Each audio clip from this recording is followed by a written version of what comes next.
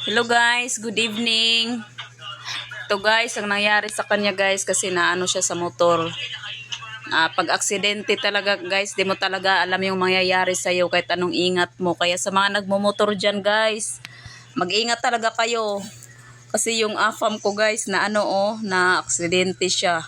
Kahit anong ingat talaga, baka na ano ka doon sa mangga pa kasi may nakatira doon.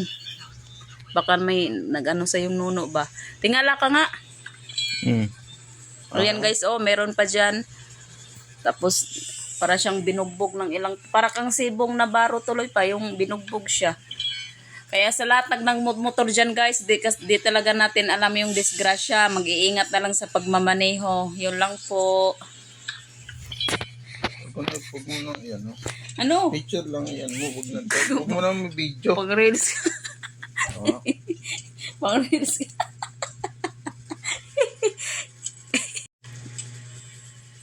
Tutukod.